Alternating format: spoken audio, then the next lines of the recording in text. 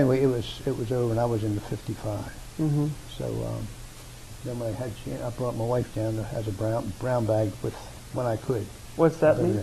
Brown bag, means you're living off the base. Okay.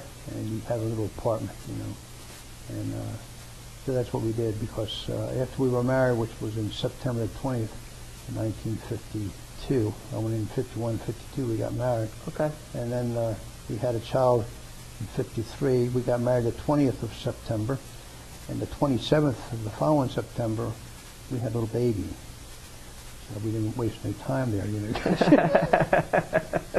So anyway. Why didn't you stay in the service? I wanted to. Did you? I truly wanted to. And my wife said no, she didn't want to stay in. Why did you want to stay in? Because I liked it. I enjoyed the service. From what I had witnessed in the service, it wasn't a bad life at all. Now maybe I wouldn't have thought that way. Maybe I don't know. But being as I had that type of a service career, Mm-hmm. that all looked good to me.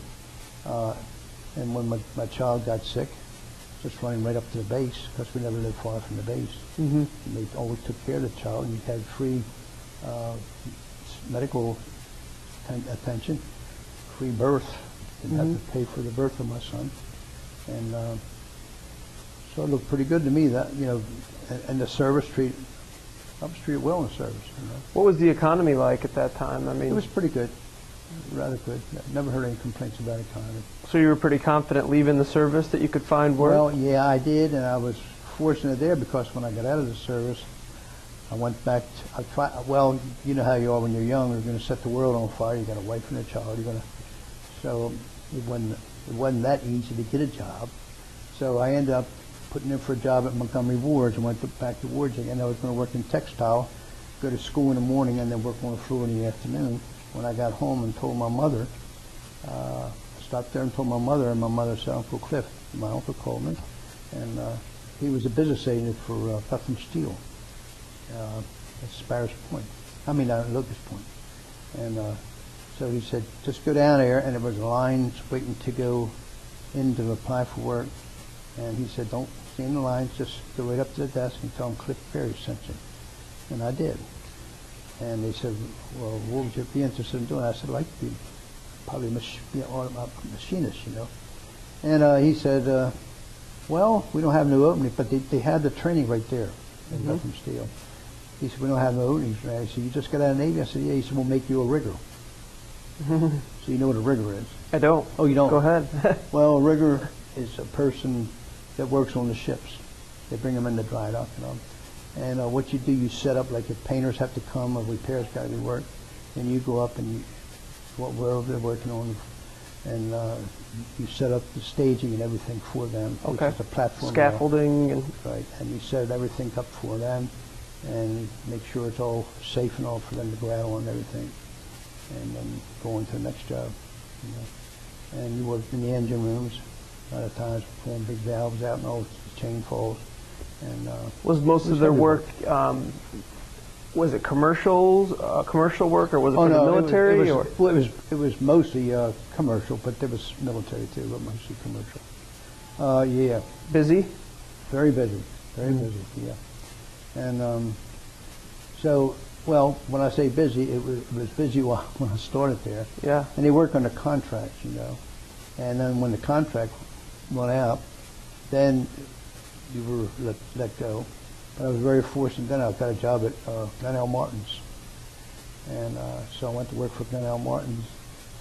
And I was working there for quite a while. And then I thought about more security, which way back then was like the telephone company, gas and electric company. They were good, kept your nose clean. This is the end of the 1950s, beginning of the 1950s? This would have been, yeah, this would have, well, I actually went with Ball and Gas and Electric in 1956. Okay. And so I worked there all the way up for 30 years. Okay. I retired. And that was a good job, too. Yep. And so, yeah, I consider myself blessed. I had a good job for those 30 years. And then after I got done working for the gas company and had a nice retirement and everything. Then my wife calls it itchy because I want to do something. At first, maybe the first few weeks, it's fine. You say, oh man, them guys are out there scraping their windows to go, I'm just snug. Well, that wears off after a while.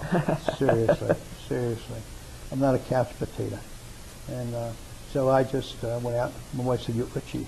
So I went out and I got a job. So I worked, first thing I started doing was delivering telephone books.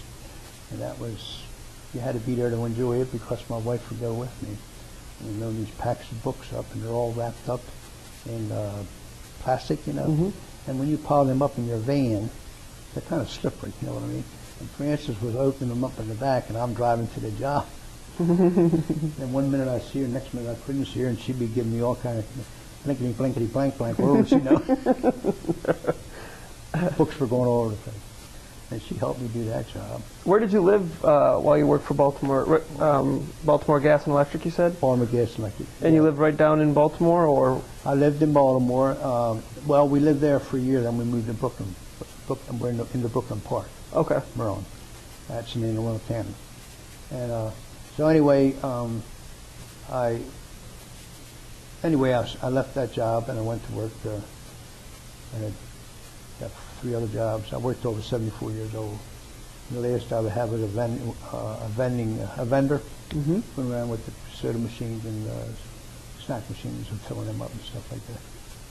And before that, I had 2 jobs. I had a real good job. I liked that also. It was at Avis, driving cars for Avis, and I liked that a lot. I like to drive. And I always did. Even as old as I am, I still love it. And my other job was gas and electric. I was a service technician. And so that was on the road all the time. I'd go to your home or a building or whatever that broke down with gas or electric problems and stuff like that. And I climbed the poles out here, the electric side, and worked on putting loops up and on from house to pole, And I did that. That was while with the gas and electric, of course.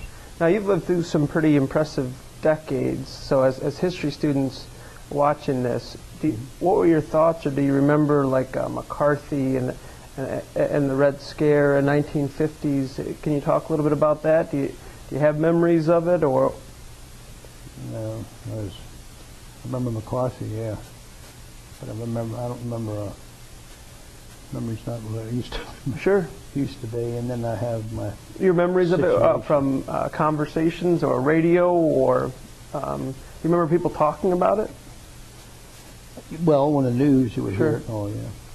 But if you were going out for a beer or something with your family and friends, or? No, I stayed home. My wife told me, she said, if you want to drink, you bring your drink home. And that's what I did. I wasn't back. Sure. I didn't hang out with them. Once the service was gone, the going out like that was nil, because, and I thought this way, I wasn't in there. I mean, she doesn't do them things. And why should I have? I guess I meant for a cup of coffee or something, a conversation Dunkin' with Donut? friends. There weren't Dunkin' Donuts.